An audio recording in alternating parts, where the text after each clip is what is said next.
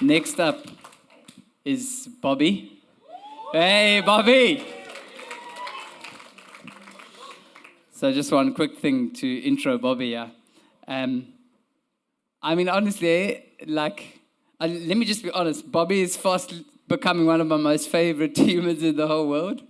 But you have such an unassuming nature to you, Bobby. And Bobby's in our home group, and I can honestly say this, in probably like the 20 times that you've shared something of your heart, you have never ever sort of like missed it, or like you use wisdom and just kindness and joy and peace and everything. So just to encourage you, you are the gift.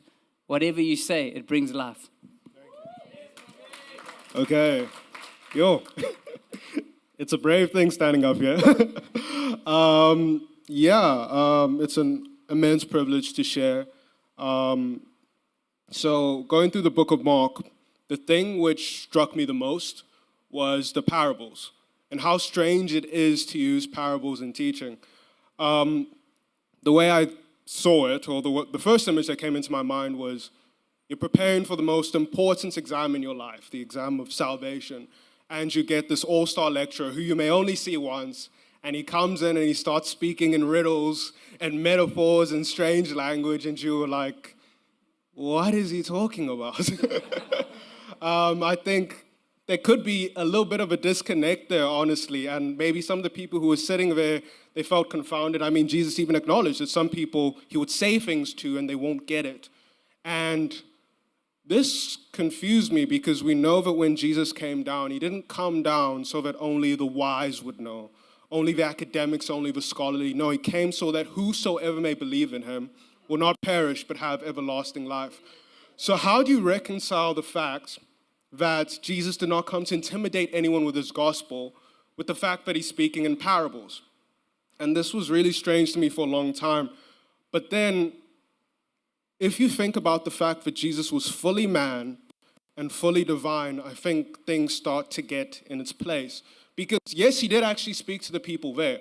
When he spoke in parables, it wasn't weird or strange to speak in parables at that time. A lot of leaders, a lot of teachers did that. But also he used very familiar language to them. He used the parable of the sower, the parable of the mustard seed. People were farmers, they were agriculturalists. They would have known what a mustard seed looked like. He didn't do it to completely disconnect with them.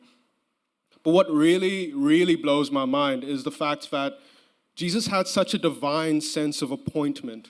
He knew, and you can see this in the Garden of Gethsemane when he prays. You can see it in his last words and what they represent. Jesus knew there was a time for everything. He knew there was a time to say things straight, and there was a time for parables.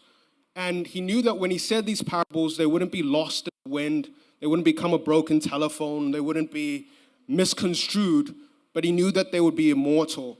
And when he says these parables, it's not just for the people then, but it's for us now. And I think about the idea of clarity, because I was thinking surely Jesus should just be clear about these things. But imagine if he was. Imagine if every miracle he did, he said, I am the Son of God, believe in me, went and did the next thing. And he just kept on doing that. Sure, it would still be true, but there's something just so profound about these parables. I mean, the idea that the kingdom of heaven is like a mustard seed, which is the smallest seed you plant in the ground. Yet when planted, it grows and becomes the largest of all garden plants, with such big branches that the birds of the air can perch in its shade. That image is simple, but it's so powerful. It's so profound. You can have sermons and sermons just digging into it and trying to understand it. And that reveals something of the kingdom of God that we wouldn't have gotten with a clear, I'm the Son of God, believe in me. You know, there's something more there.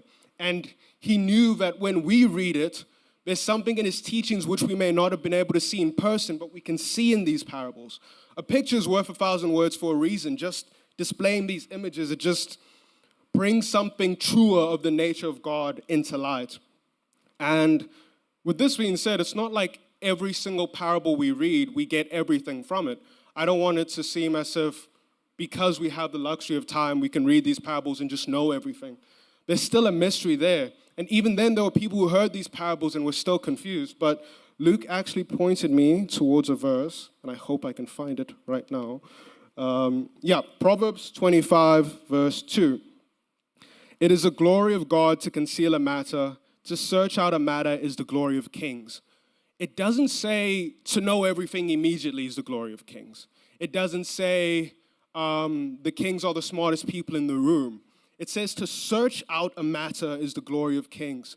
To have these parables be confusing and confounding, and to just sit in them and to be able to meditate in the light of God and what he wants to show us. That is the glory of kings. There's a regality to it. There's a righteousness to it that you can't really get by just be given something, by having everything clear.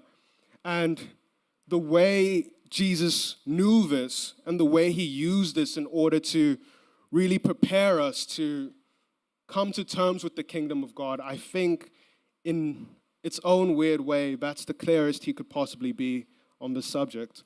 So yeah.